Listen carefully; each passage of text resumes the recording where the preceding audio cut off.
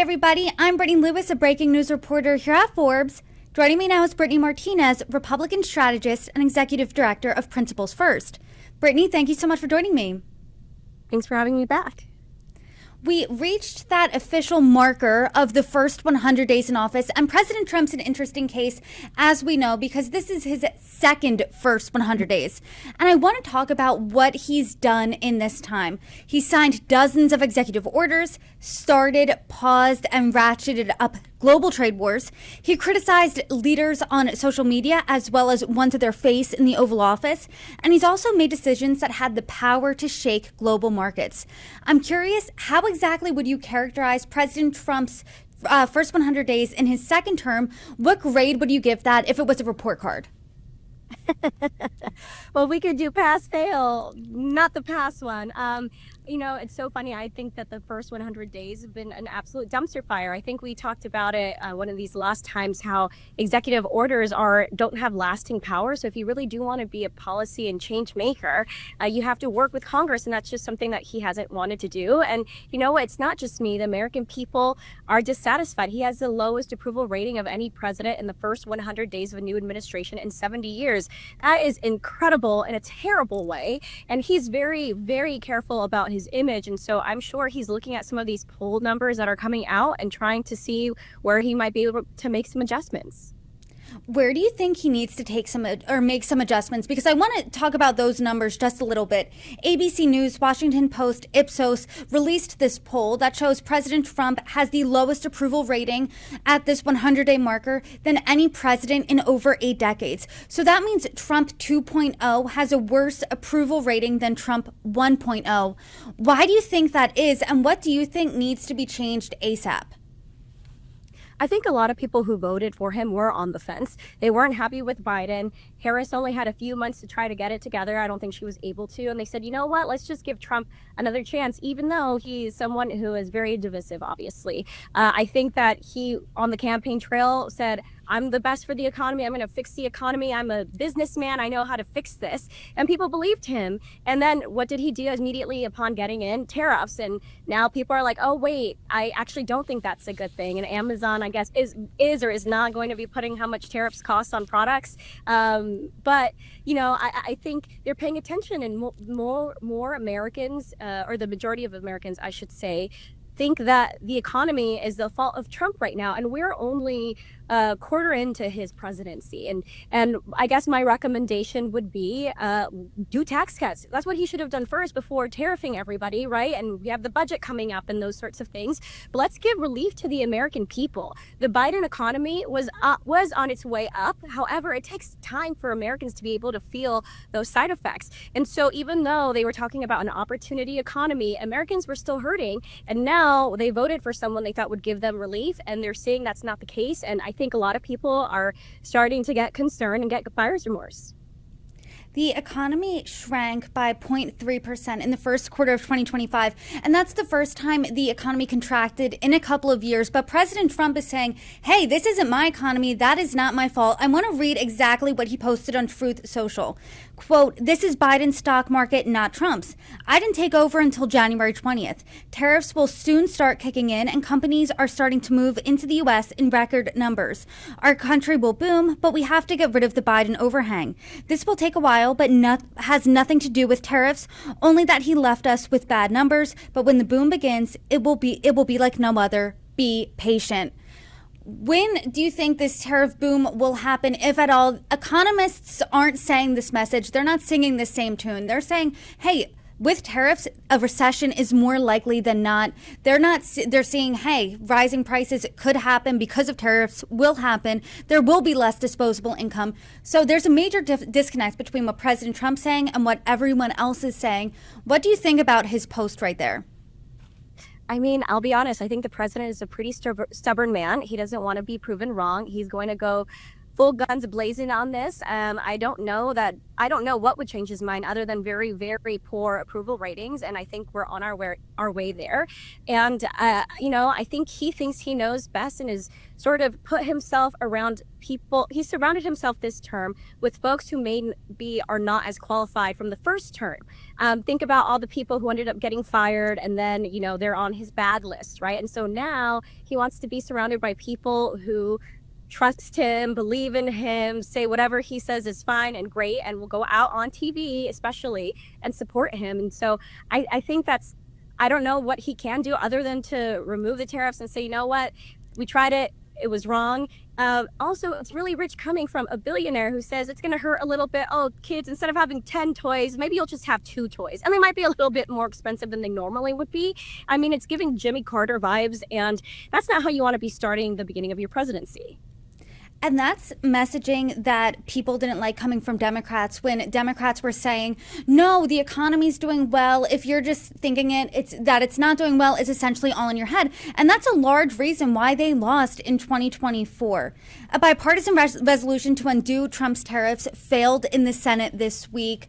It doesn't seem like while Democrats rather in Congress are more vocal about opposing tariffs, it doesn't seem like Republicans want to really get involved or get in Trump's way. That's at least something that Congressman Mike Levin said to me earlier today. He said Republicans are saying one thing privately, a different thing publicly. Do you think there needs to be congressional action here when it comes to President Trump's tariffs?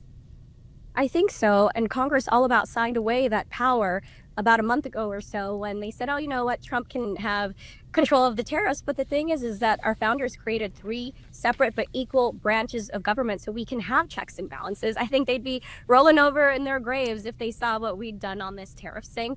And yeah, I think Congress needs to check the president on this, and especially Republicans. It's one thing for Democrats to oppose, but when you're on the opposite side, you're generally going to oppose. When it is a Republican who brings forth actual concerns, I think that brings credibility to the issue that, hey, this isn't just something that the liberal lunatics are worried about, which is what the Trump administration has called some of the people going out and protesting. It's like normal Republicans and people who are fiscal hawks saying, you know what, this isn't the way to do things, and this isn't going to help the American people.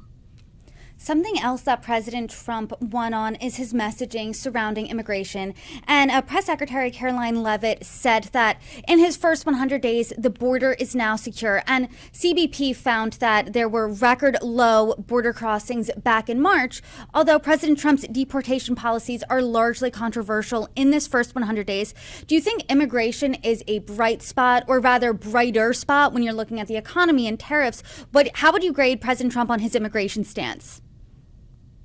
I think immigration, maybe for the first time ever in a presidential, was ranked really high in what people were worried about, right there next to the economy. And so I think Americans also wanted someone who was going to be strong on our border security and make sure that our America's generosity isn't taken advantage of. However, I don't think that the way some of these things have been handled has been very helpful to the president.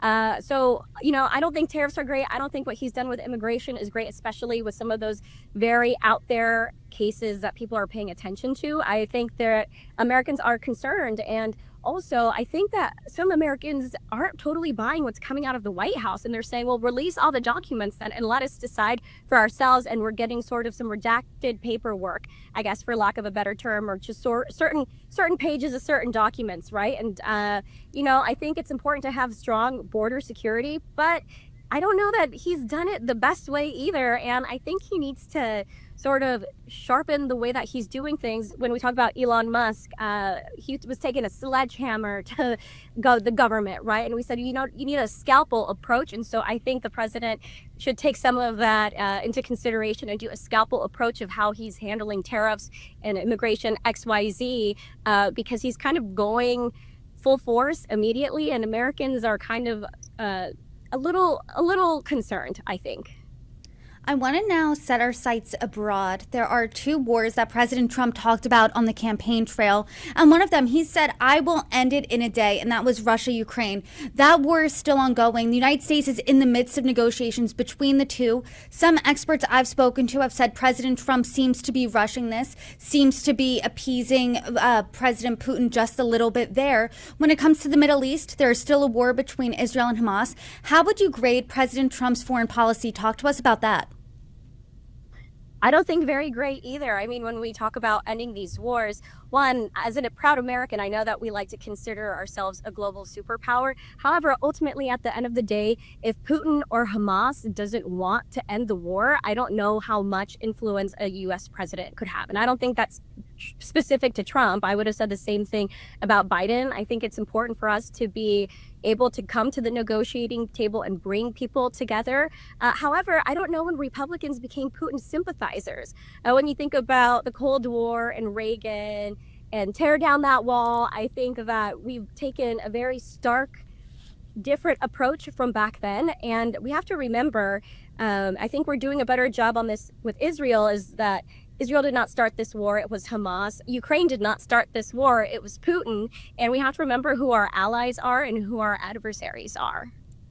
I want to talk about one of the scandals that really rocked this first 100 days, because there was a development about an hour before you and I sat down. I'm talking about Signalgate, when National Security Advisor Mike Waltz inadvertently added a journalist to a Signal group chat when discussing pretty imminent plans to attack the Houthis in Yemen. And just moments before we sat down, there is reporting that Mike Waltz will be leaving the Trump administration soon. What are your thoughts on this? I'm not surprised. I don't think Hegseth is far behind, to be honest with you. I think that Signalgate was absolutely atrocious. I know that the White House tried to make it seem like it wasn't that big of a deal. I think they know inside that it was kind of a big deal and that they need to be careful. Then, of course, we saw those additional messages that came out from Waltz on Signal again with his wife, and I think it was outside advisors. And so I think this is the right move. I feel bad for Waltz because I think he is one of the more credible people who are part of this administration. He's a veteran. He was in Congress for a long time. I think he, obviously he went about this the wrong way. I think that this is a lesson to everybody that we need to have proper protocols in place. I'm sure he will be fine, but as someone who is concerned about the level of people Trump is surrounding himself with and the expertise that they have, I am kind of worried that now this guy who does have some actual legitimate experiences will be gone, but he did mess up. So I think that's the right move, and Trump did need to point at someone for the blame. So. To your point, Defense Secretary Pete Hegseth found himself in a bit of a Signalgate 2.0, where there were additional messages with him, family members, I believe an attorney, talking about the attack plans as well. What do you make of that? Do you think, you said that you think he's going to be out the door too. Do you think he needs to leave as well? Do you think, Waltz, that's one guy, that's enough? Or what do you think about him? You're right, and I'm sorry I said that it was Waltz with those messages. It was Hegseth. Thank you for the reminder. Yeah, I think he's got to go. I mean, it's one thing to be talking about this very high level, potentially confidential or not, depends on who you ask, information with folks who are privy to that information, and I think which is already bad enough, and then I think it's another thing to talk about that very classified, confidential, or, top secret type of information with folks who aren't supposed to be privy to that information. And I think that's dangerous. It was already dangerous that they were using Signalgate, but now using it with people who aren't really even supposed to be getting this information. I think I think his days are probably numbered at this point. And I think it would be impossible to not talk about President Trump's first 100 days of this second term without mentioning Elon Musk, the richest person in the world, the face of Doge, President Trump's, one of his seemingly senior advisors. What do you make of his involvement in these first couple of months? What do you want to see from him? Maybe do you want to see less of him? I mean, what does that look like? I think we are going to see less of him, and he's said that he's going to be sort of taking a step back. Whether he is volunteering to do that or he was voluntold to do that, I don't know. I've heard murmurs from folks at the White House that the chief of staff, Susie Wiles, wasn't entirely thrilled with Elon Musk, and so I think it makes sense. He had a very wild and intense 2 months or so, and I think we've seen him over the last few weeks. I was talking to someone yesterday, and I was like, you know what? I feel like I haven't really seen him in the news that much. I think that's a good thing.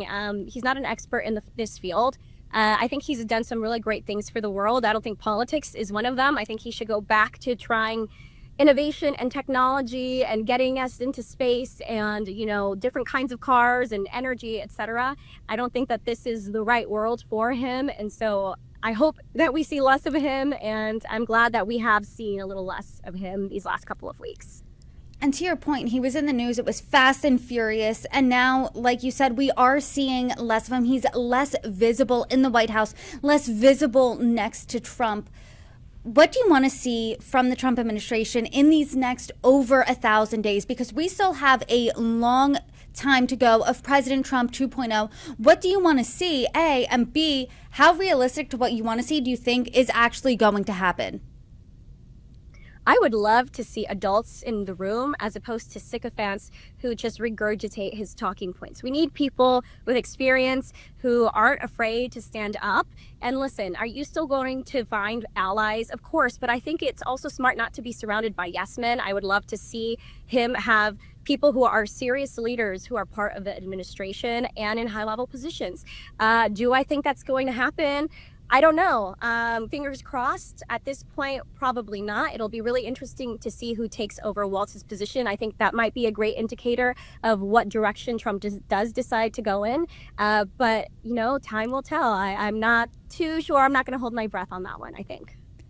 I think that's really interesting because it is now is a good time to reflect on where exactly you see as a Republican your party going, because we have these first 100 days of Trump. And as you said, the major difference between Trump 1.0 versus Trump 2.0 is the people that he's surrounding himself with. Before it was all Republicans. Now it seems more yes men, more people who are sycophantic to what he wants, more people that aren't going to say what he doesn't want to hear. Do you think that's a true characterization? And what does this mean for the future of your party? I think it is, and I don't think it's helpful. I think you and I have talked about it before. Trump is a very unique character, and he has gotten this fan base essentially of people who really like him. But Trumpism doesn't necessarily work for other people. We've seen other people try. Vivek is the first person who comes to mind, and people were pretty turned off by him, right? And I don't think he's going to be all that successful in Ohio. And so it can work in this moment, and maybe it'll work a little bit longer than that. But if you're unwilling to bring in people who are going to have that pushback and only doing, press secretary briefings to the special media people who are the influencers, which is crazy, by the way, a couple times a week as opposed to the normal press briefings, right? Like it almost feels like state-run media. And I hate to think of that because First Amendment right to freedom of speech and freedom of the press is so important here. So I would love to see more of that. Even if CNN or AP or whatever is doing a bad story on you, at least let them get it out there and don't bar them. I think the way that he might have to the AP, or at least there's conversations about it. I don't recall what the final verdict was on that. But I don't think it's helpful because here's the thing. Right now, it's easy to be surrounded by like-minded people. I think Democrats are still in disarray, but they're not going to be in disarray forever. And they are going to get it back together at some point. I'm not saying it's tomorrow necessarily, but it's better for us to have lots of options out there rather than be so to pigeonhole ourselves into just one specific arena and then let Democrats essentially take over everything else that's left over. Because what he's focusing in on is such a small percentage compared to the entire population, I think. And I think something we saw in the last election is that voters will turn on you if they feel that the economy is going down a path they don't want it to go down. And based on the numbers, based on the economy shrinking, based on economists saying tariffs will have your prices increase, your disposable income go down, that seems the way the economy's heading. So we have a lot of conversations in store, I am sure, and I hope we can talk sometime soon. Brittany Martinez, thank you for joining me. Anytime. Thanks for having me.